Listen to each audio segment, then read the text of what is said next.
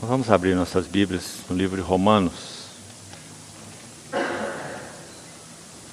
Romanos, capítulo 8.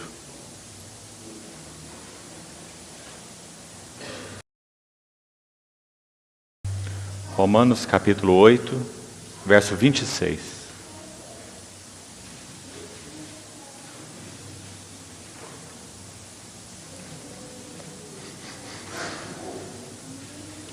Vamos ler com bastante atenção esses dois versos, Romanos 8, 26 e 27.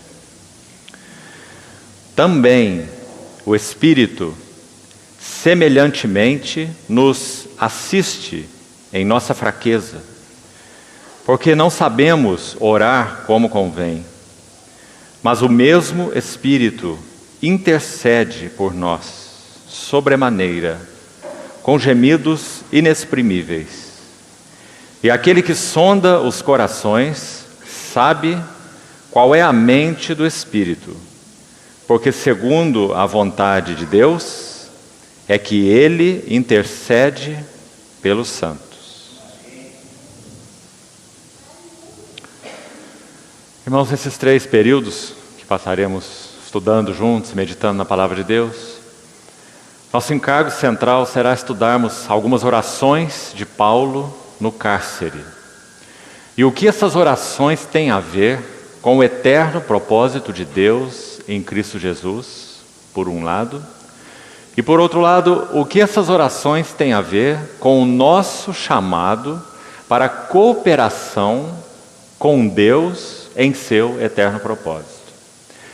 Temos entendido, queridos irmãos, que há uma extrema carência na Igreja de Deus de compreender esse equilíbrio entre a vontade eterna e soberana de Deus, uma vontade determinante. Deus estabeleceu as coisas antes de seu início. Ele tem no seu coração um propósito eterno. Em tantos textos a palavra de Deus é tão clara sobre isso. Mas, no desenrolar, e para que esse propósito eterno fosse cumprido, Deus estabeleceu que Ele iria trabalhar junto com o homem, e não sem ele. Então, como já dissemos, os 3 dias anteriores, em que estivemos juntos com um outro grupo de irmãos, essa linha fina carece de ser recuperada no seu equilíbrio divino. Quando nós nos desequilibramos, enfatizando apenas a verdade da soberania de Deus, às expensas da verdade, da responsabilidade do homem, nós caímos em um desequilíbrio fatal, em não respondermos aquilo que Deus, pelo Espírito, anseia fazer em nossos corações. Há muitos versos na Bíblia que nos dão base para essas 2 verdades sublimes: a soberania de Deus e a responsabilidade do homem. Então, vamos estudar algumas orações de Paulo e ver como que nessas orações esses 2 elementos estão em pleno equilíbrio. Agora, é claro que a finalidade não é acadêmica. Não estamos interessados em academicismo, não somos um seminário. Somos, pela graça de Deus, a sua casa, sua igreja, chamados para responder ao seu propósito eterno. Então, a finalidade é que nós, com a ajuda do Senhor, possamos ter as escamas de nossos olhos, se necessário, caídas, para que nós vejamos esse equilíbrio tão necessário, para que sigamos uma jornada equilibrada e firme, respondendo ao chamamento do Senhor. Então, há diversas orações de Paulo no Novo Testamento. E apenas esse fato em si, queridos irmãos, já é algo muito incomum. Não sei se você já pensou que quando escrevia cartas, hoje já não se faz mais isso, as cartas hoje a maioria são eletrônicas, mas quando nós mais velhos escrevíamos cartas, nós possivelmente nunca registramos uma oração nossa em alguma das cartas. Isso não é algo comum. Você pode até dizer para uma pessoa que você tem orado por ela, mas você não escreve na sua carta como que você ora, porque é a sua oração diante do Senhor. Mas no tesouro precioso da palavra de Deus, nós temos orações literalmente registradas. Paulo não apenas dizia que orava pelos Efésios, mas ele escreveu suas 2 orações por essa igreja. Ele não disse apenas que ele orava pelos Colossenses, mas ele escreveu a sua oração aos Colossenses. E por que isso é importante? Ora, se nós cremos que a Bíblia é a Escritura soprada por Deus, inerrante, inspirada, então nós temos que ter a certeza que essas orações foram feitas pelo Espírito de Deus através de um vaso chamado Paulo. E é exatamente isso que nós acabamos de ler em Romanos 8. Nós vamos voltar a esse texto e vamos devagar com ele para entendermos primeiro alguma coisa importante aqui, Romanos 8, 26 e 27, e então passarmos para a primeira oração que vamos compartilhar nessa noite, e que tem então a finalidade, como já falamos, de trazer para nós essas 2 grandes verdades em equilíbrio. Deus em si mesmo não precisa de nada. Deus em si mesmo não precisa de ninguém. Por outro lado, Deus, autossuficiente, completo, perfeito, Ele determinou porque quis que para realizar os seus propósitos eternos, Ele chamaria cooperadores. Então, nós vemos essas 2 verdades em pleno equilíbrio na Bíblia. Por exemplo, Paulo em Coríntios, 1 Coríntios 3, 9, ele diz: porque de Deus nós somos cooperadores. Não há meias palavras nisso. É uma afirmação categórica. De Deus nós somos cooperadores. Por um lado, veja que a palavra Deus está aí. Irmãos, e esse é o Deus da Bíblia, como já falamos. Citamos Atos capítulo 17, quando Paulo pregando ali para aqueles atenienses, e vendo aquele altar ao Deus desconhecido, ele disse assim: esse que adorais sem conhecer, é precisamente o que eu vos anuncio. O Deus que fez o céu, a terra, o mar, tudo que nele existe, Ele não é servido por mãos humanas. Não é uma expressão muito forte essa, irmãos? Esse Deus não é servido por mãos humanas, como se de alguma coisa Ele precisasse. Veja que texto. Porque é Ele mesmo que a todos dá. Sabe por que Ele não precisa? Porque Ele dá. Ele é quem a todos dá a vida, a respiração e tudo mais. Nele nós vivemos, nos movemos e existimos. Isso é uma verdade maravilhosa, mas não é a única verdade. A outra verdade é que esse Deus que não precisa de nada e que a todos dá e que não é servido por mãos humanas, Ele disse: façamos o homem à nossa imagem, conforme a nossa semelhança. E com qual finalidade? Temos Gênesis e Apocalipse para deixar isso claro para nós. E talvez possamos tomar essa frasezinha de 1 Coríntios 3,9 para resumir esse assunto tão grande da cooperação de Deus com o homem. Quando Paulo vai dizer: de Deus nós somos cooperadores. E lavoura de Deus, edifício de Deus, sois vós. Então, isso é inequívoco na palavra de Deus. O Deus eterno, santo, perfeito, completo, autossuficiente em si mesmo, Ele chamou cooperadores porque quis. E quando Ele chamou cooperadores, não chamou para que eles fossem fantoches, para que os manipulasse como aquelas bonecas em teatros, mas Ele chamou cooperadores para que interagissem com Ele. Hoje, se ouvirdes a sua voz, não endureçais os vossos corações. 3 vezes no livro de Hebreus, 7 vezes no livro de Apocalipse. Quem tem ouvidos, ouça o que o Espírito diz às igrejas. Por que o Senhor pede isso? Ele não precisava falar nada disso se a obra dele fosse unilateral. Ele vem a hora que quer, faz o que quer e como quer, porque Ele é Deus. Então por que Ele nos pede para ouvir, para responder, para nos humilharmos, para guardar Sua palavra em nosso coração, para andarmos em base de fé na palavra que recebemos? Porque de Deus nós somos cooperadores. E de tal forma, irmão, essa verdade, esse equilíbrio é maravilhoso, que Deus não irá realizar o que no seu coração eterno ele determinou, sem a cooperação do homem. Aí poderíamos, à primeira vista, quando falamos isso, pensar assim: mas que coisa arriscada, que risco Deus correu. Mas se você conhece bem sua Bíblia, você vai ver que na verdade Deus não correu risco nenhum. Porque depois do Senhor Jesus realizar sua obra completa na cruz do Calvário, ressuscitado, ascenso, entronizado, ele recebe do Pai uma promessa, que é descrita no Velho Testamento em muitos livros como sendo a esperança da nação da aliança. Jeremias fala sobre ele, Ezequiel fala sobre ele, Joel fala sobre ele, Abraão é citado em Gálatas como alguém que recebeu essa mesma promessa. Então, é dito que o Senhor Jesus, após a sua entronização, ele recebe do Pai a promessa, não diz uma promessa, a promessa do Espírito. E o que ele faz segundo esse texto? Atos capítulo 2. Ele derrama aquilo que ele recebeu. Derramou isto que vedes e ouvis. Então os irmãos veem onde Deus colocou a sua confiança, quando chamou o homem para cooperar com ele nos seus propósitos eternos. Também não vamos perder isso de vista, para não cairmos em desequilíbrio. Deus colocou a sua confiança no seu Espírito derramado.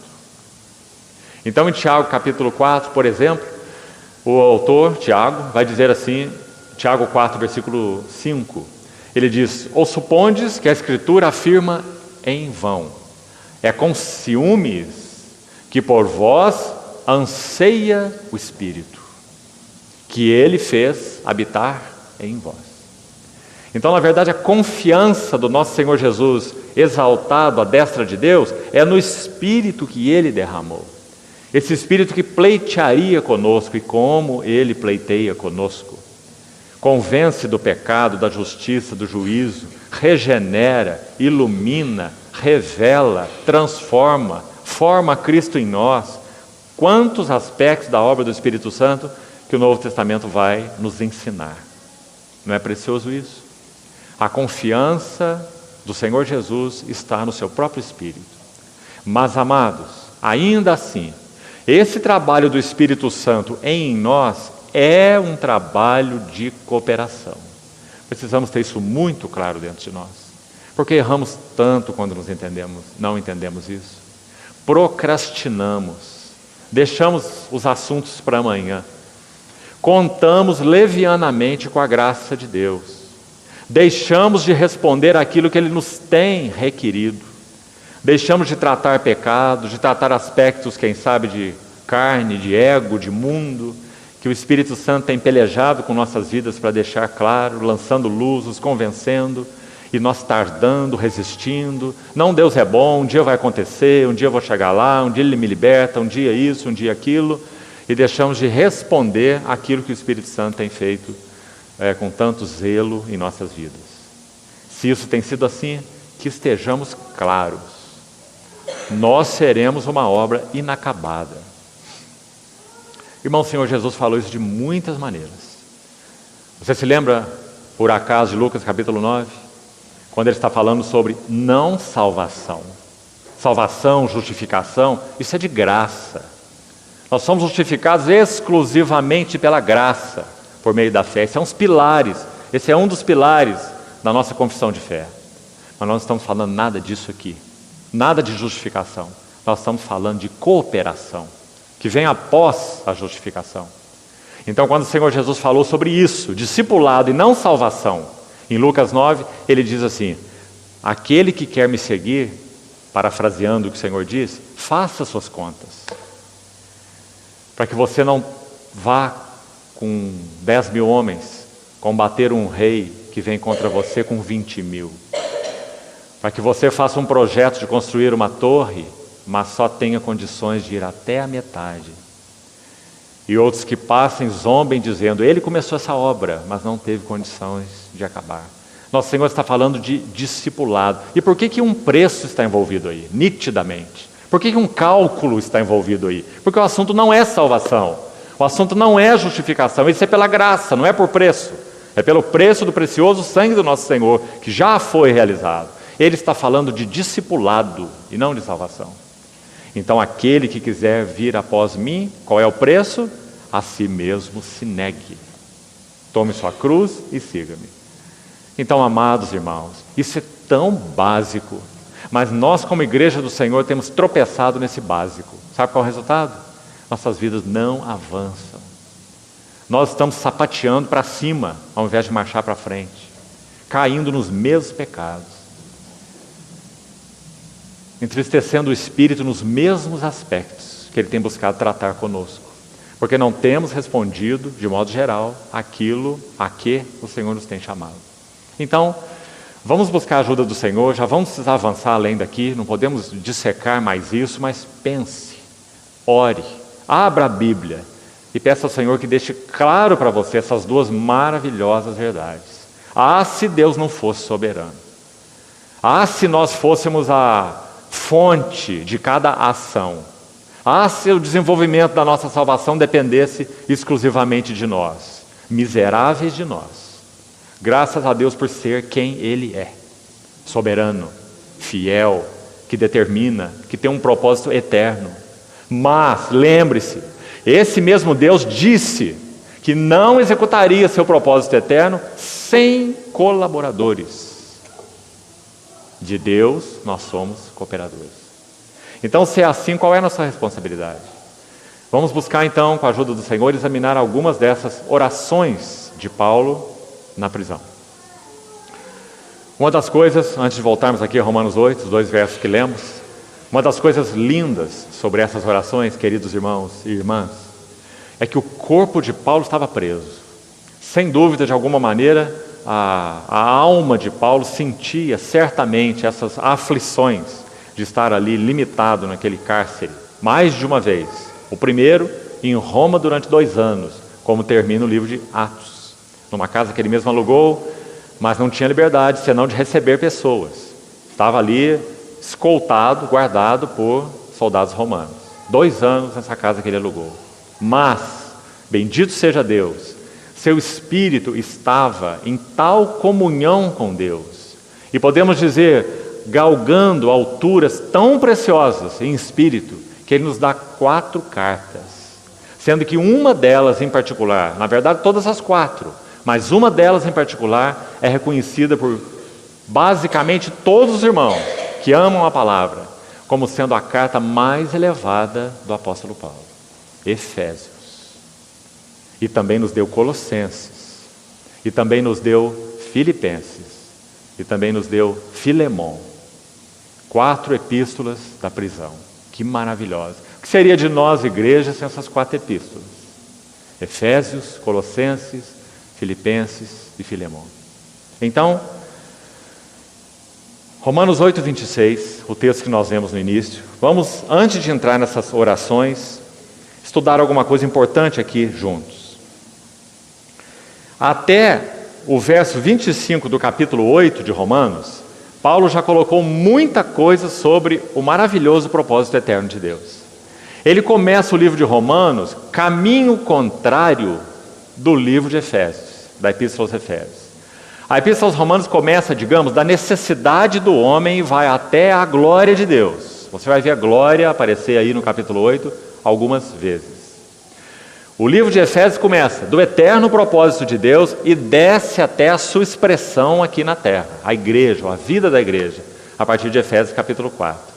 Então, Romanos 1 a 8, Paulo já falou muito sobre o eterno propósito de Deus. Ele tomou homens perdidos, Romanos 1 a 3, não há nenhum justo, não há sequer um. Ele justificou esses perdidos em Cristo Jesus, aquele que não trabalha, mas crê no Deus que justifica o ímpio, sua fé lhe é atribuída como justiça, Romanos 4. Depois ele faz mais, não apenas nos justifica em Cristo, ele nos põe em união com Cristo. Então Cristo não é apenas nosso substituto, nós fomos unidos com Cristo na sua morte, no seu sepultamento e, graças a Deus, na sua ressurreição. E então andamos em novidade de vida, Romanos 6. Depois ele ainda tem mais para dizer. Ele vai dizer que agora não temos mais a lei como o caminho de santificação, Romanos 7. Libertados da lei. Então ele vai chegar aqui onde estamos em Romanos 8. E vai dizer que o caminho da santificação é andar no Espírito. A palavra Espírito é citada em Romanos 8 mais de 20 vezes, num único capítulo. A tônica aí é o Espírito. Então vamos lá agora no versículo 26, o versículo que nós lemos no início. Diz assim: também o Espírito semelhantemente nos assiste em nossa fraqueza. Já vamos precisar parar aqui, nessa primeira frase. A palavra assiste, não sei se você tem outra na sua tradução. A palavra assiste, ela aparece na língua original uma única outra vez no Novo Testamento. Irmão, e é importante estudar esses detalhes, porque através de uma menção, o Espírito Santo lança luz sobre outra menção. Então, para entender o significado de uma palavra aqui, muitas vezes nós precisamos de ver a mesma palavra ali, para um texto lançar luz sobre outro texto. Nosso Senhor já disse isso através do lábio de Isaías, que assim seria sua palavra. Isaías 28:10 diz assim: a palavra do Senhor vos será preceito sobre preceito, regra sobre regra, um pouco aqui e um pouco ali.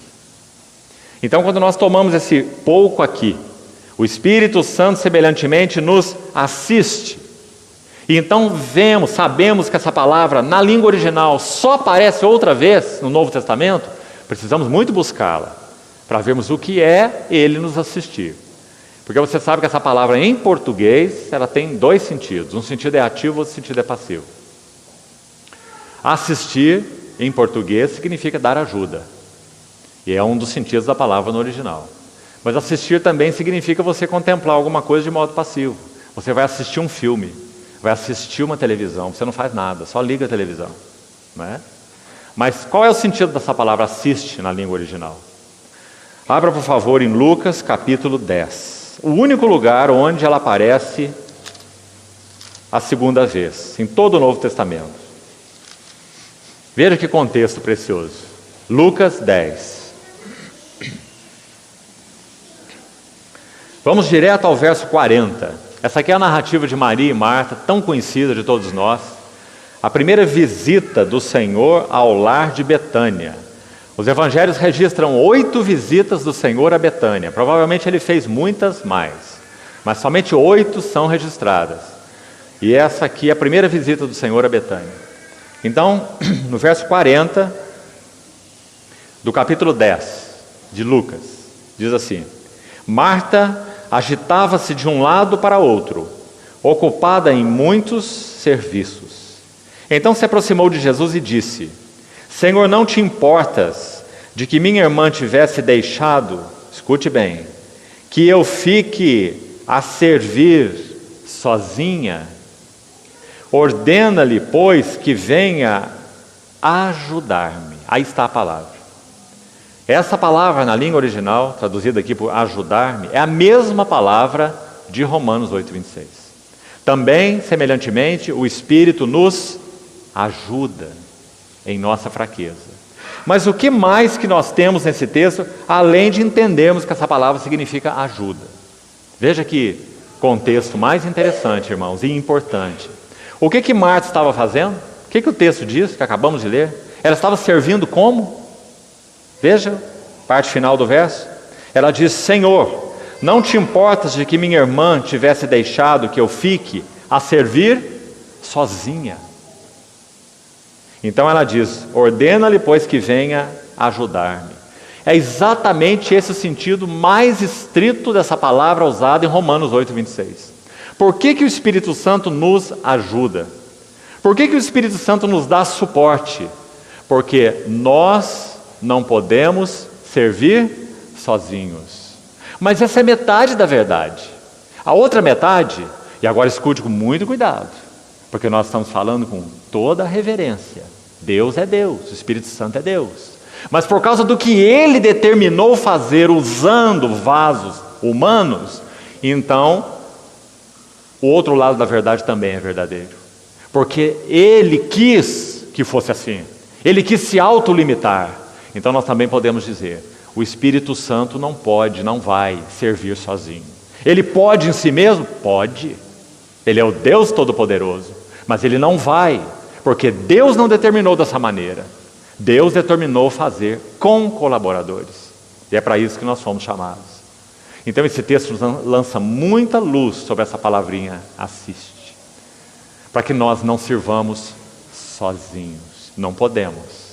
Mas também bendito seja Deus. O Espírito Santo não quis fazer sozinho. Ele não quer servir sozinho. Então ele foi enviado para vasos da qualidade nossa. Nós sabemos qual é a qualidade nossa, não é? Tem muitos textos que falam da nossa qualidade. Efésios 1, por exemplo, nós estávamos mortos em delitos e pecados. Nós andávamos segundo o curso do mundo. Fazíamos a vontade da carne e dos pensamentos. Esses são os que ele chamou. Então ele coloca em Cristo, trata com toda essa alienação deles, pecado, a carne, o mundo, o ego, a condenação, o diabo. Quantos feitos maravilhosos o Senhor realizou na cruz. E depois o que ele faz com eles? Coloca neles, dentro deles, o Espírito. O Senhor viu isso com tanta clareza, é claro, ele é o Filho de Deus, o Verbo encarnado, que naqueles discursos do cenáculo, João 14, 15 e 16, ele disse assim para os seus discípulos: convém-vos, é conveniente para vocês, eu vou por causa de vocês, convém-vos que eu vá, porque se eu não for, o Consolador não virá. Que palavras, né? Ele enviaria aquele Espírito da verdade para nos habilitar para sermos cooperadores, porque ele nos guiaria em toda a verdade, porque ele convenceria, porque ele daria testemunho, porque ele habitaria, tudo que é falado sobre o Espírito no Novo Testamento. Ah, irmãos, que o Senhor nos abra os olhos, para nós sabermos quem nós somos como cristãos. Vasos no qual Deus, o Espírito Santo, mora, para que nós possamos responder ao propósito eterno de Deus e podemos nos gloriar em Cristo naquele dia de que o Espírito Santo encontrou caminho em nós e através de nós, para que fôssemos cooperadores do propósito de Deus. Então, primeira coisa importante, de novo nesse verso, Romanos 8, 26, ele nos assiste, para que nem ele nem nós sirvamos sozinhos. Nós porque não podemos, ele porque não quis fazer sozinho. Então ele nos assiste em nossa fraqueza, uma boa palavra para falar sobre nós, uma palavra que nos resume inteiramente, somos nós, fraqueza, porque não sabemos orar como convém, mas o mesmo Espírito intercede por nós sobremaneira, com gemidos inexprimíveis. Vamos explicar uma última frase, essa última frase desse versículo, também interessante, importante. Observe no verso 27, vá seguindo por favor, parte final do verso 27, a palavra intercede é repetida.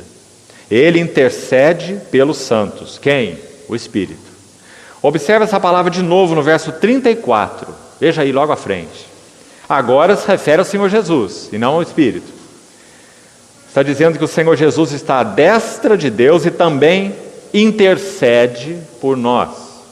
Também, por exemplo, Hebreus 7:25, lá está a palavra intercede. É a mesma na língua original. Lá diz assim: ele pode salvar totalmente os que por ele se chegam a Deus, porque ele vive para interceder por eles. Então essa palavra interceder lá de Hebreus 7:25, aqui de Romanos 8:34, a intercessão de Cristo, aqui em Romanos 8:27, a intercessão do Espírito, não é a mesma da palavra intercede no verso 26. Por isso, aqui nas nossas traduções, nós tivemos uma frase aí, acompanhando a palavra intercede. Olha de novo para o versículo. O Espírito intercede por nós, como? Sobremaneira. Porque nas outras vezes em que a palavra intercede apareceu aí, ela fala de intercessão de Cristo, de intercessão do Espírito, mas é uma palavra que podemos chamar de uma raiz, a raiz da palavra. Mas quando aqui no versículo 26 aparece essa palavra especial, ela é única no Novo Testamento, não aparece em nenhum outro lugar, só aqui em Romanos 8, 26, ela tem um hiper na frente. E você sabe o que significa hiper, né? Um mercado é um mercado pequeno. Um hipermercado é um tremendo mercado. E aqui está a palavra hiper, antes da palavra intercessão, na língua original. Então, por isso aqui na nossa linguagem portuguesa foi traduzido assim, que o Espírito não só intercede por nós, mas ele intercede por nós como? Sobremaneira. Esse sobremaneira foi colocado aí por causa desse prefixo na língua original, hiper. Então poderíamos dizer assim no nosso português, o que o Espírito Santo faz é uma hiper-intercessão. Não é maravilhoso? Não que a intercessão do Senhor Jesus seja menor, irmãos, é evidente. Ele é o intercessor, ele intercede por nós. Mas é muito significativo. Nós vamos ver que há uma palavra única, ela não existe em nenhum outro lugar, de Mateus a Apocalipse. Só aí, onde diz que o Espírito Santo intercede por nós sobremaneira. Hiper-intercessão. Sabe por que ele faz isso? Porque nós somos hiper fracos. Porque somos hiper necessitados. Graças ao Senhor, ele nos deu toda a provisão no seu Espírito. Então, quando nós formos estudar as orações de Paulo, nós estamos seguros. Paulo também não sabe orar como convém. Ninguém sabe orar como convém. Mas o Espírito hiper intercede. Sobremaneira. Com gemidos inexprimíveis. E não é só isso. Vamos ver como ele faz essa hiper intercessão. Veja o verso 27. E aquele que sonda os corações, esse é Deus. Ele sabe qual é a mente do Espírito, porque é segundo a vontade de Deus, que ele intercede pelos santos. Agora, como já explicamos, a palavra intercede aqui é outra. É aquela raiz sem o hiper, né? Graças ao Senhor, porque nós temos essa intercessão maravilhosa do Espírito. E é uma intercessão focada. O Espírito Santo não se distrai. Quando nós estamos orando por coisas menores, não que não devamos orar por elas, nosso Senhor nos ensinou a orar até pelo pão, e o pão de cada dia. Mas quando estamos orando de uma forma distraída, que não confere, que não responde ao propósito de Deus, então o Espírito Santo é aquele que toma o assunto em suas mãos, alinha, regula, corrige, para que aprendamos a orar junto com o único que sabe orar, o Espírito Santo. Isso também precisa ficar claro para nós. Nunca saberemos orar. Todas as vezes que vamos orar, só há uma possibilidade: orar no Espírito. Você lembra de Efésios 6, verso 18? Orando em todo o tempo no Espírito. E para isso vigiando com súplica por todos os santos. Paulo fala, porque é só ele que é o orador, com O maiúsculo, o Espírito Santo. Então, graças ao Senhor, ele está aí, morando na sua igreja, para que nós aprendamos a orar, como convém, com ele, sendo cooperadores dele. Mas, amados irmãos, o assunto que mais se interpõe em nossas vidas, na oração pessoal e, ouça bem, na oração corporativa, da vida da igreja, é nossa própria carne. O Espírito milita contra a carne contra o Espírito. Se não permitirmos que o trabalho da cruz vá mais fundo, mais fundo, mais fundo em nós, nunca seremos cooperadores do Espírito, nem na oração e nem em nada. Porque não estaremos nesse curso que só Ele pode dar no que concerne ao chamamento de Deus, ao propósito de Deus. Então, essas coisas compreendidas, vamos à primeira oração que temos o encargo de estudar. Efésios capítulo 1. Paulo escreve 2 orações nessa epístola aos Efésios. Em Efésios capítulo 1, vamos ver desde o verso 15. Nós vamos ver a primeira oração com essa certeza, essa convicção. Quem está orando aqui é o Espírito através do vaso humano, Paulo. Paulo e o Espírito são um, graças ao Senhor. Para que o Espírito Santo interceda por nós, ele intercede através de vasos. Ele chama cooperadores para o seu propósito.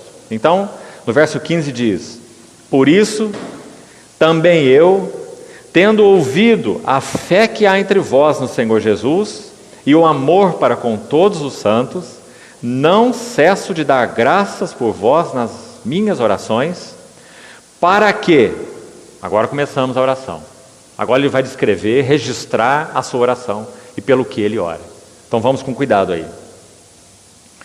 Para que o Deus de nosso Senhor Jesus Cristo, o Pai da glória, vos conceda espírito de sabedoria e de revelação no pleno conhecimento dele. Aqui nós já temos algo importante.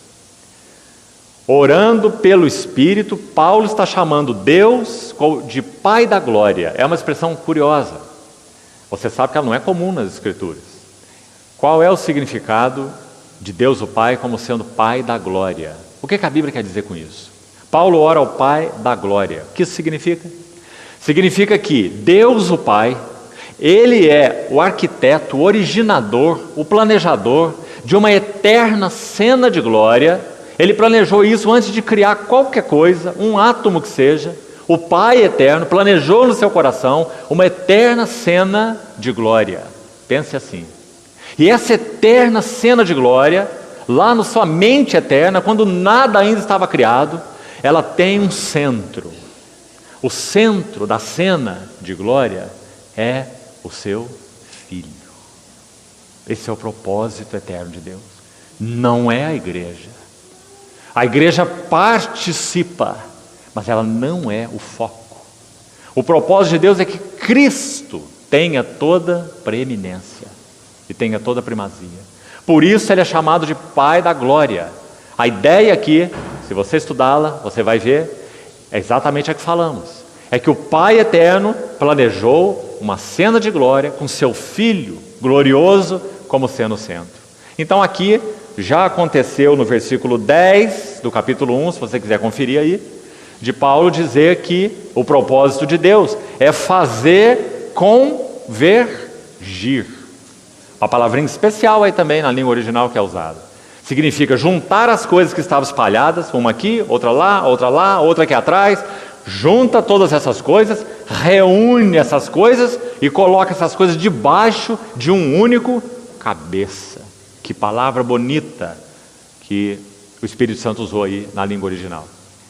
Colocar coisas espalhadas, desagregadas, reunindo-as debaixo de um único cabeça. Esse é o propósito de Deus.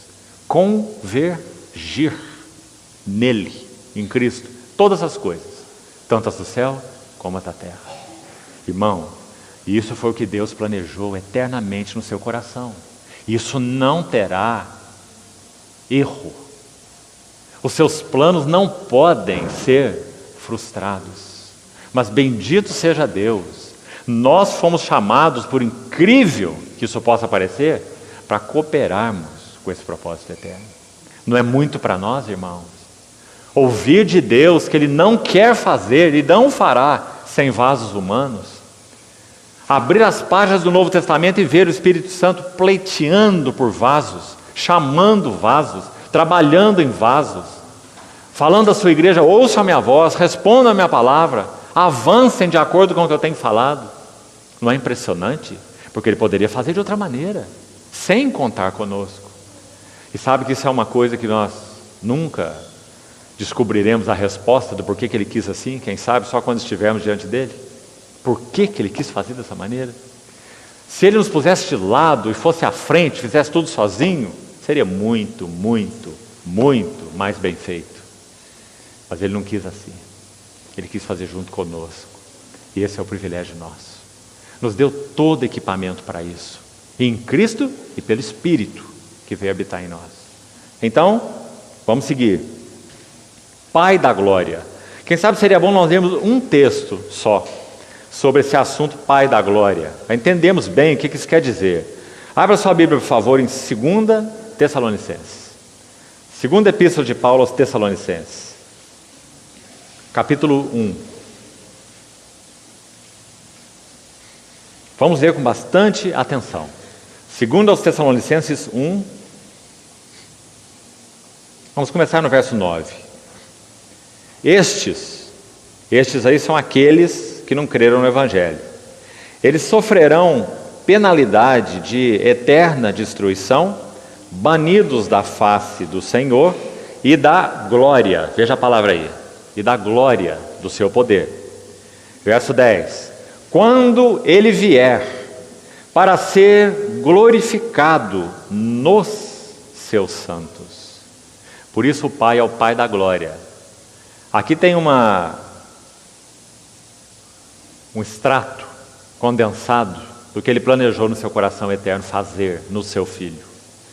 Quando ele vier, seu Filho, para ser glorificado nos seus santos e ser admirado em todos os que creram naquele dia, o dia da sua vinda, porquanto foi crido entre vós o nosso testemunho. Agora ouça: por isso também não cessamos de orar por vós. Aqui está mais uma oração de Paulo. Como falamos, são várias. E veja o que ele diz: para que o nosso Deus vos torne dignos. Está vendo, irmãos? Se dependesse, se ele quisesse que fosse dependente exclusivamente dele, então ele não precisava fazer nada em nós. Ele faria sozinho. Mas ele enviou seu Espírito para habitar em nós, para trabalhar em nós, para nos tornar dignos. Sabe o que significa a palavra digno? Não é merecedor. Não. Digno é harmônico, sincrônico. Ele trabalha em nós para nos tornar harmônicos com seu propósito eterno. Porque nós em nós mesmos somos discordantes do seu propósito eterno. Assim éramos por natureza. Então ele nos pôs em Cristo, nos deu seu Espírito, e o Espírito está formando Cristo em nós para nos fazer harmônicos, dignos. De quê? Veja aí, da sua vocação ou do seu chamado. E cumpra, realize com poder todo propósito, olha a palavra aí, todo propósito de bondade e obra de fé.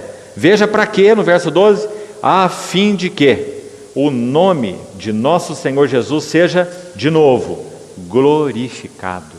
Porque Ele é o Pai da glória.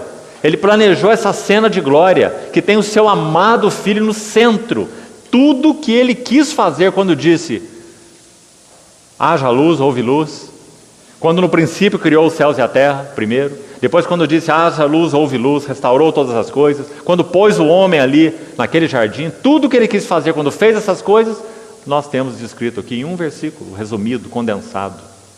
Esse propósito de bondade e obra de fé, a fim de que o nome do nosso Senhor Jesus seja glorificado em vós e vós nele, segundo a graça do nosso Deus e do Senhor Jesus Cristo. Olha o capítulo 2 dessa mesma carta.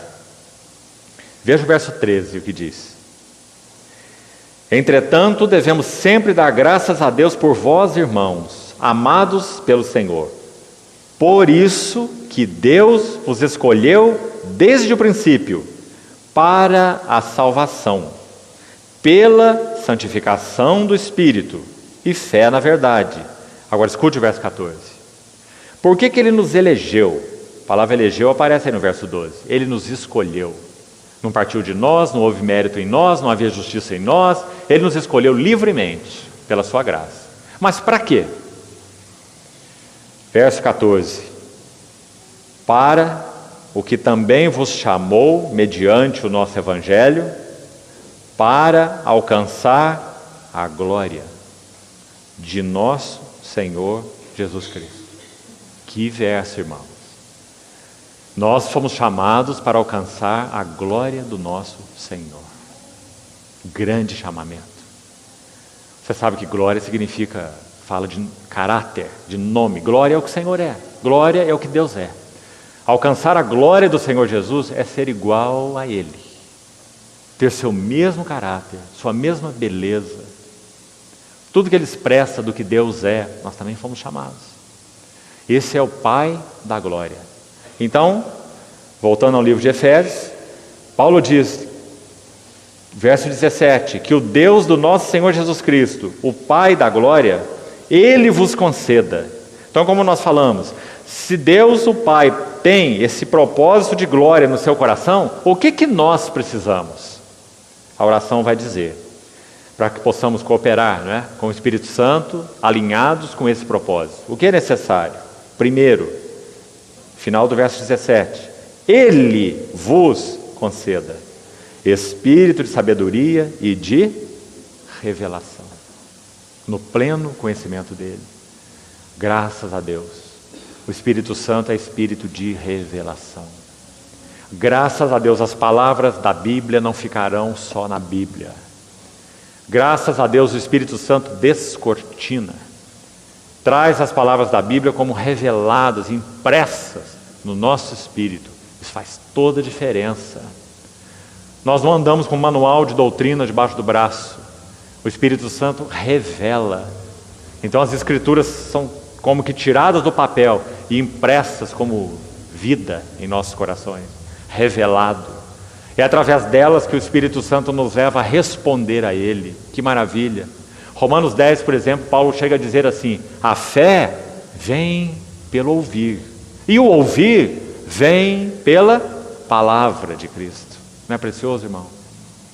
Nem poderíamos ouvir se não fosse a preciosa palavra que o Espírito vivifica. Ele toma a palavra para abrir nossos ouvidos e gerar fé, para que então nós avancemos, porque o justo vive da fé. Então, primeira necessidade, para sermos seus cooperadores, espírito de sabedoria e de revelação, no pleno conhecimento dele. Senhor, nos ajude, queridos irmãos, a nos aproximarmos da palavra com esse foco, espírito de sabedoria e de revelação. Sem ele as Escrituras são letra, ainda que letra inspirada, ainda letra. E a letra sempre mata, mesmo que seja letra inspirada. Graças a Deus que é assim, porque senão nós limitaríamos toda a nossa comunhão em torno da palavra de Deus a assuntos intelectuais. Aí os que são intelectuais andariam muito rápido, os que não são muito intelectuais andariam muito devagar. Graças ao Senhor não é assim. Depende de que o Espírito Santo encontre lugar em nós para realizar esse seu trabalho de revelação da palavra de Deus, para que possamos assimilá-la, para que ela trabalhe em nós o caráter de Cristo. Essa é a primeira necessidade. Sem revelação ou sem visão, diz o livro de Provérbios, o povo se corrompe, se degenera, se distrai, fica sem controle. São as ideias daquele versículo.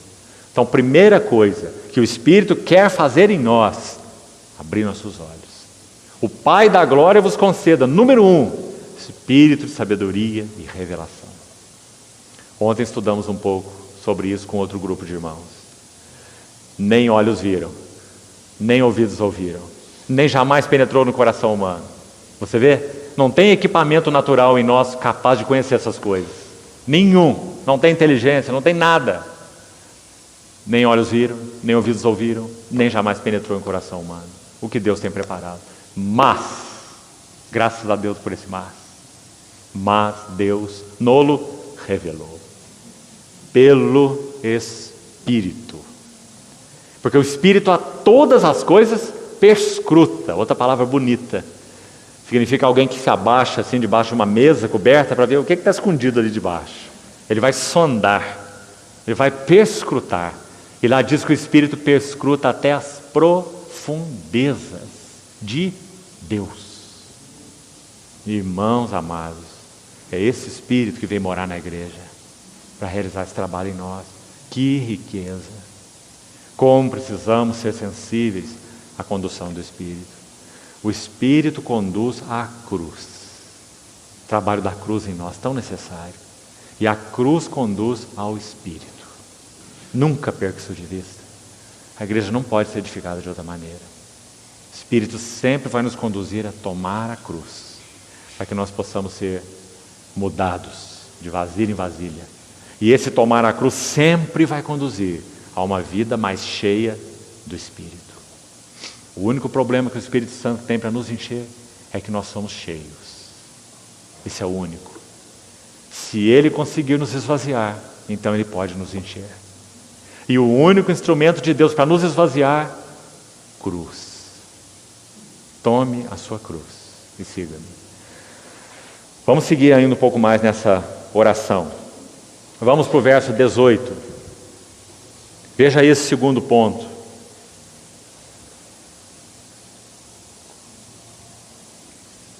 Iluminados os olhos do vosso coração. Vamos lembrar mais um verso apenas para ilustrar isso. Mateus 13. Quando nosso Senhor fala assim para os seus discípulos: bem-aventurados são os vossos olhos, porque veem, e os vossos ouvidos, porque ouvem.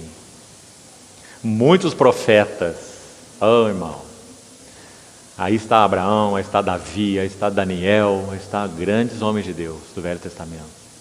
Muitos profetas e justos desejaram ver o que vocês veem, mas não viram. E ouvir o que ouvis, mas não ouviram. Louvado seja o Senhor. Nossos olhos foram iluminados para vermos as belezas do nosso Senhor Jesus. Nós vivemos após a sua obra consumada no Calvário, não antes, como aqueles profetas e justos. Nós vivemos depois dessa obra maravilhosa. Nós vivemos depois que o Espírito foi derramado. Eles viveram antes do Espírito ser derramado. Graças a Deus, porque somos o povo da nova aliança. Então os nossos olhos podem ser iluminados para vermos o quê? 3 coisas você vai ver aí na oração de Paulo. Vamos lá, na primeira. Iluminados os olhos do vosso coração, número 1. Para saberdes qual é a esperança do seu chamamento. Vamos lembrar alguns versículos que vão nos ajudar a entender qual é a esperança do nosso chamamento. Colossenses 1, verso 27, Paulo fala assim: a riqueza da glória deste mistério entre os gentios é Cristo em vós. O que mais? A esperança da glória. Então, qual é a esperança do nosso chamamento? É que Cristo seja formado em nós. É essa a esperança do nosso chamamento. Não é morrer e ir para o céu um dia. Não é que nossa vida seja maravilhosamente arranjada nas nossas necessidades. Nosso marido se converta, a mulher também, o filho, o trabalho, o emprego, o dinheiro. Graças ao Senhor, o Senhor nos dá graça e nos ajuda em todas essas coisas. Mas essas coisas precisam ser alinhadas com a esperança da nossa vocação. E a esperança da nossa vocação é que Cristo seja formado em nós. Essa é a esperança do nosso chamamento. Tudo aquém disso é menor, diante do propósito de Deus. Então, primeiro, esperança do seu chamamento. Segundo, riqueza da glória da sua herança nos santos. Precisamos muito devagar aqui também nessa expressão. O Velho Testamento, vamos colocar assim, preste atenção para você compreender. O Velho Testamento pode se dividir com o livro de Ruth. O livro de Ruth é o meio do Velho Testamento. Por quê? Se você ler a última palavra do livro de Ruth, a última palavra daquele livrozinho de 4 capítulos, a palavra é Davi. Ruth foi a bisavó de Davi. Com Davi, o Senhor começa uma nova era na nação de Israel. Você sabe, ele é o homem segundo o coração de Deus. Ele ocupou o lugar de Saul. Os 2 foram ungidos por Samuel. Um segundo o desejo do povo, Saul. Outro segundo o desejo do coração de Deus, Davi. Então em Davi, Deus tem o Reino Unido de Israel. Então toda uma nova fase começa. O livro de Ruth vai dividir o Velho Testamento aí, ao meio. Antes de Davi, nós temos esse trato de Deus com vários homens, até Davi, até o reino. Então podemos dizer assim, escute bem, desde Abraão, em Gênesis, até Davi, o que nós temos? Nós temos um povo olhando para uma terra. Em resumo, é isso que o Velho Testamento tem para nos ensinar. De Abraão até Davi, o povo está olhando para uma terra, Canaã. E está dizendo assim, é a terra da nossa herança. Mas não vieram a possuí-lo, entraram nela com Josué, muito antes de Davi. Mas não a possuíram. Entraram nela, mas não a possuíram. Até Davi. Se você se lembra bem, conhece a história, foi Davi que expulsou os jebuseus do monte Jebus. que é Jerusalém. E estabeleceu a cidade de Davi, que fala do seu reino. Então, a terra de Canaã foi definitivamente conquistada com Davi, quando os jebuseus foram expulsos de Jebus, que é Jerusalém. Então, se isso é assim, até Davi, de Abraão a Davi, o povo estava olhando assim, a nossa herança. Entraram com Josué, repetindo, mas não possuíram, até Davi. Mas a partir de Davi, digamos que agora a página é invertida, virada. Através de Davi, o reino estabelecido, Deus obtém então o que seu coração desejava, a sua herança, a herança de Deus. Então olha que interessante, a Bíblia usa duas frases, você já vai entender isso melhor. Olha por favor o versículo 14 do capítulo 1 de Efésios. Diz que o Espírito Santo da promessa, assim termina o verso 13, selados com o Espírito Santo da promessa, escute, o qual, o Espírito Santo é o penhor da, como diz aí, nossa herança. Agora, o verso que acabamos de ler, da oração de Paulo, vamos lá, verso 18, parte final, diz, qual é a riqueza da glória da sua herança nos santos? Você está vendo que são duas heranças? Concorda, irmão? No versículo 14, nossa herança. No versículo 18, sua herança. A herança de Deus nos santos. Deixa aí esse capítulo de Efésios marcado, mas abra comigo, por favor, rapidamente, no Salmo 78. Vamos entender isso aqui. Salmo 78. Escute bem esse verso. Salmo 78, os dois últimos versos, 71 e 72. Está falando sobre Davi e diz assim: Deus o tirou do cuidado das ovelhas e suas crias para ser o pastor de Jacó, seu povo. Agora note essa próxima frase: e de Israel, sua herança. Qual é a herança de Deus? Israel. Qual é a herança de Deus? O seu povo. Seu povo é sua herança. Agora, vamos para outro salmo. E já voltamos para Efésios, para ficar bem claro. Salmo 105, logo à frente. Salmo 105, versículo 11. Preste atenção também nesse verso. Salmo 105, 11. Esse salmo exalta as obras do Senhor conduzindo seu povo, Israel. E no verso 11 diz assim: dar-te-ei a terra de Canaã, como quinhão da vossa herança. Que interessante. Então agora vamos entender Efésios. Agora vai ficando claro. Quando nós olhamos desse ponto de vista aqui, o que Deus está buscando? Sua herança. Para que Deus obtenha a sua herança nos santos, acabamos de ler o verso 18, a riqueza da glória da sua herança, a herança de Deus nos santos. Santos são sua herança. Mas para que ele obtenha essa herança, lembre-se, o povo entrou em Israel, em Canaã, já estava na terra, que é uma figura de Cristo, mas podemos dizer, eles estavam na terra, mas a terra não estava neles. Eles eram como mendigos pedindo esmolas numa tigela de ouro. Pense nisso. Esse é o povo de Israel na terra de Canaã, na época dos juízes. A terra era deles, promessa do Senhor, terra que mana leite e mel. Eles já estavam lá dentro, mas não a desfrutavam. Lembra da época de Gideão, dos midianitas? Tudo que o povo cegava, os midianitas roubavam.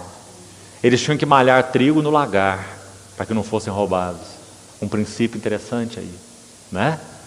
Então, Deus tem uma herança, sua herança é o seu povo. Mas como Deus vai obter essa herança? O que Ele faz para obter essa herança? Ah, irmão, que importante compreender isso. Ele abre nossos olhos para que nós vejamos que nós temos uma herança. Qual é a nossa herança? Segundo o Salmo 78, que acabamos de ler. Ou melhor, segundo o Salmo 105, verso 11. Canaã. Eu vos dei a terra de Canaã como quinhão da vossa herança. Canaã é um tipo de Cristo. É um tipo das riquezas insondáveis de Cristo, da plenitude de Cristo. Quando Deus abre nossos olhos para ver a grandiosidade de Cristo, e graças ao Senhor é isso que Ele tem feito, mais das riquezas de Cristo, mais das belezas de Cristo, mais da centralidade de Cristo.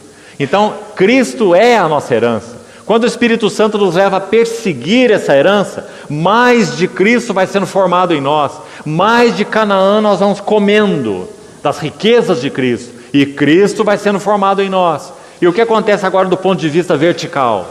Deus vai obtendo a sua herança nos santos. Porque qual é a herança de Deus nos santos? É Cristo formado nos santos. Porque a herança de Deus é Cristo. Tudo que Deus se interessa é por Cristo. Ele é o Filho amado em quem o Pai se compraz, só nele. Mas bendito seja Deus, esse que o Pai se compraz, nos foi dado como nossa herança. Ele é a nossa herança. E o Espírito Santo nos foi dado para que nós persigamos essa herança. Amado irmão, isso explica muita coisa na nossa vida cristã.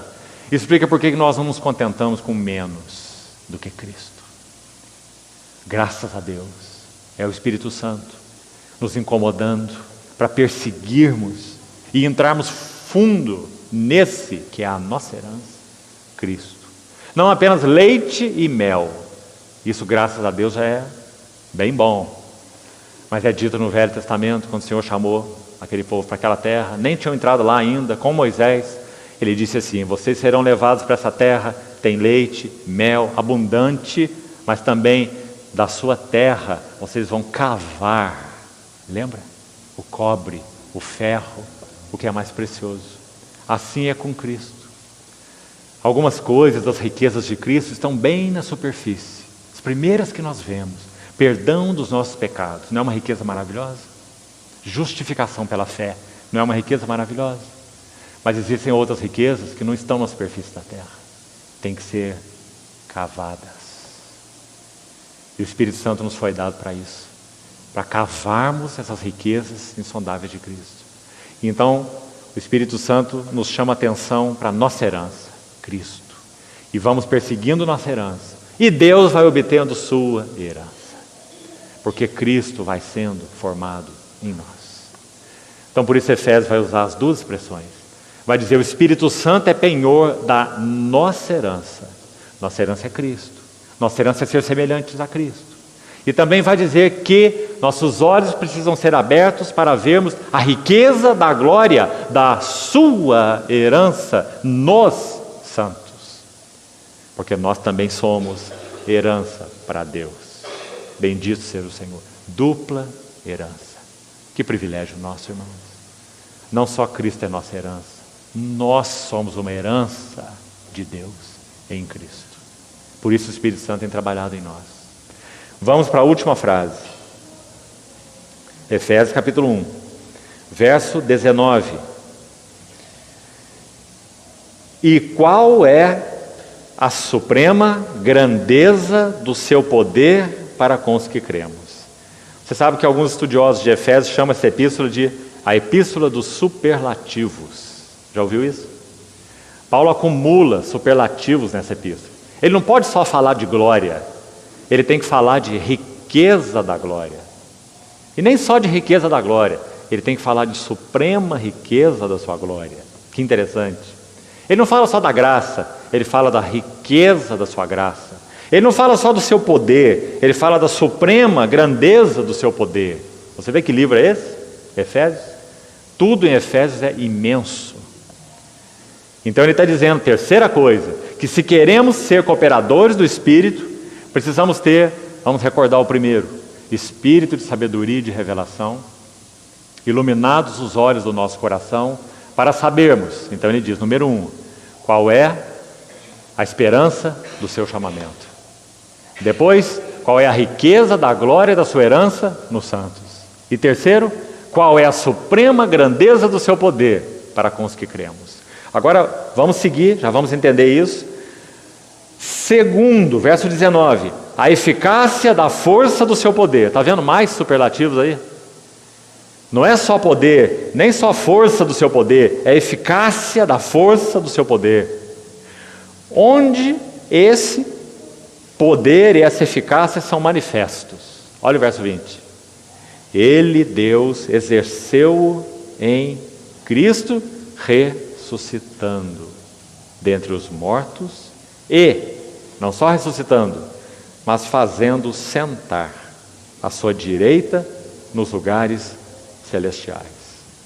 Irmãos, o Espírito Santo habita em nós para nós aprendermos que o Senhor Jesus morreu para que nós não precisássemos morrer. Mas não só isso, isso é meio evangelho. O Senhor Jesus vive, ressuscitou e vive para que nós não precisemos viver. Essa é outra metade maravilhosa do evangelho. O que é mais difícil, morrer ou viver? Segundo a Bíblia, os dois. Não vivo eu, mas Cristo vive em mim. A suprema grandeza do seu poder para com os que cremos. A suprema grandeza do seu poder que supera nossas debilidades. Nossa vida obtusa, fraca, incapaz de compreender as coisas de Deus por si mesmos.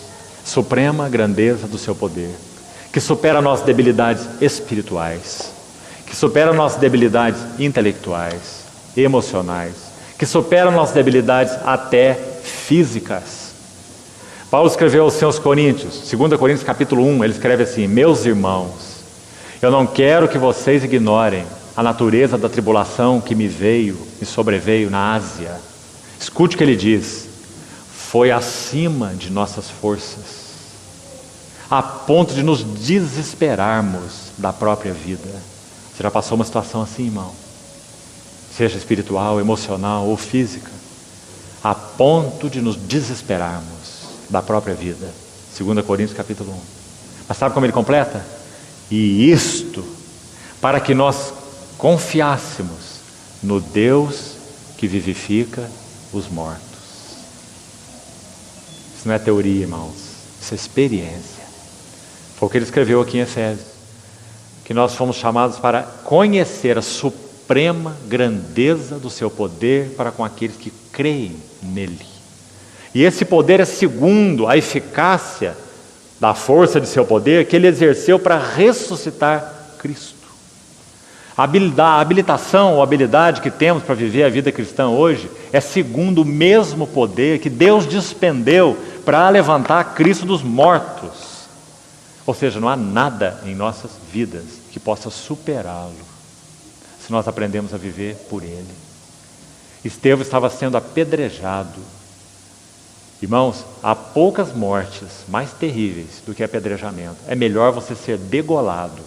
Hoje está na moda degolar pessoas aí, né? Você tem visto. Degolar os jornalistas aí. É melhor morrer degolado do que morrer apedrejado. Estevão foi apedrejado. E a Bíblia diz que ele tinha uma face como a face de um anjo. Porque ele viu o Senhor Jesus. O que significa isso? Qual era a habilitação de Estevão? A suprema grandeza do seu poder, que ele exerceu em Cristo, ressuscitando dentre os mortos. Estevão foi capaz de dizer: Senhor, não lhes imputes este pecado. Oh, irmão, graças ao Senhor. É isso que nos foi confiado. Então Paulo está dizendo: nós queremos ser cooperadores de Deus, queremos avançar em direção ao seu propósito, queremos responder ao que o Espírito está fazendo em nós. Precisamos ter olhos abertos e saber qual é a esperança do nosso chamamento, qual é a riqueza da glória da sua herança nos santos, qual é a suprema grandeza do seu poder para com os que cremos.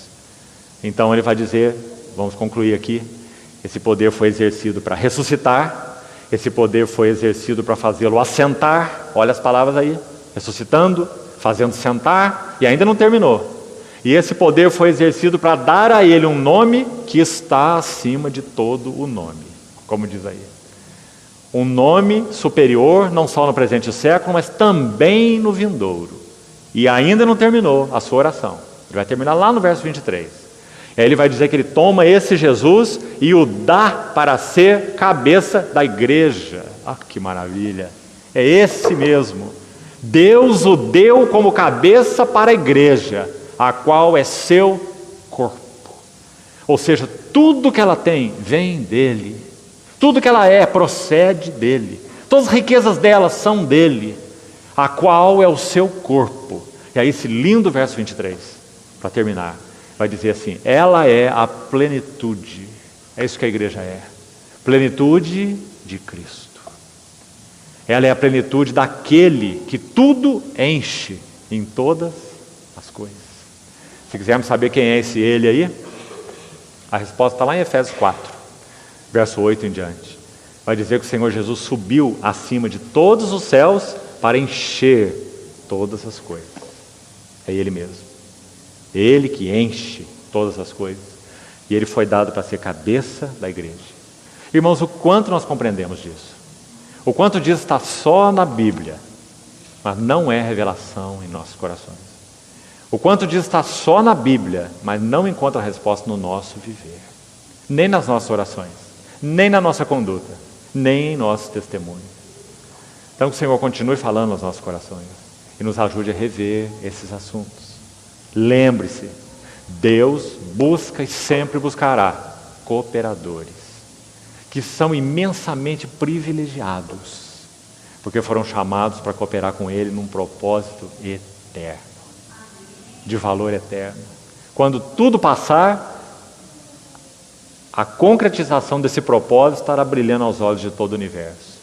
E aqueles que cooperaram com o Senhor no estabelecimento desse propósito terão um privilégio final de ouvir aquela voz: muito bem, servo bom e fiel. Foste fiel no pouco.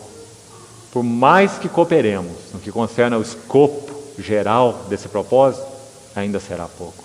Nós somos vasos limitados. Mas graças a Deus, foste fiel no pouco, sobre o muito eu te colocarei. Entra no gozo do teu Senhor. Que privilégio, irmãos. Esse é nosso chamamento. Então vamos pedir ao Senhor que tudo que há em nós responda ao seu propósito eterno.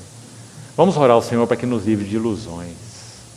Quanta coisa no mundo, na vida, nas circunstâncias busca nos iludir, amarrar nossos corações, cativar-nos, limitar-nos, enclausurar-nos. Você lembra quando Sansão teve seus olhos vazados? Você lembra o que ele fez? Primeiro ele teve sua cabeleira cortada. Você conhece a história? Aquela cabeleira era uma das marcas do seu voto de Nazireu, uma consagração voluntária ao Senhor. Sansão não era levita, ele foi consagrado voluntariamente ao Senhor. Então aquela cabeleira fala de sua consagração, chamado para se entregar ao propósito de Deus, e o fez voluntariamente. Quando a cabeleira foi cortada, os olhos foram vazados. Muito interessante essa relação. Quando nós perdemos a nossa consagração, nós perdemos a nossa visão. Então ele teve a cabeleira cortada e os olhos furados. Mas a tragédia ainda não terminou. Ele foi amarrado em um moinho, fazendo um trabalho de animal, de besta, rodando o moinho em círculos. Ou seja, girava em círculos e não ia para lugar algum. Quando perdemos a consagração, perdemos a visão e perdemos o propósito. Por isso é tão necessário que o Espírito Santo abra os nossos olhos para vermos de novo esses assuntos. Cada um de nós que é habitado pelo Espírito Santo foi chamado para ser um cooperador de Deus. Não tem cooperador de segunda classe, nem de terceira, nem de quarta, porque o Espírito Santo habita em nós. Mas existe respostas e falta de respostas. Então que o Senhor nos ajude a respondermos ao que Ele tem nos chamado em Cristo, irmãos, com todo o nosso coração. Vamos orar. Senhor, confiamos a Ti mais uma vez nossas vidas, suplicamos Tua bondade, benevolência, longanimidade sobre nós e pedimos ao Senhor que desperte tudo que há em nós para Ti. Ajuda-nos, Senhor, a não vivermos para coisas menores, aquém daquilo que o Senhor nos tem chamado. Cativa por inteiro os nossos corações, Senhor. Carecemos de Ti. Somos Teus. Obrigado pelo espírito de habitação e pelo tremendo chamado para sermos cooperadores. Glorifica teu nome em nossas vidas e encontra caminho em nós, Senhor, e também através de nós, para a edificação da tua casa. Te pedimos, em nome do Senhor Jesus. Amém.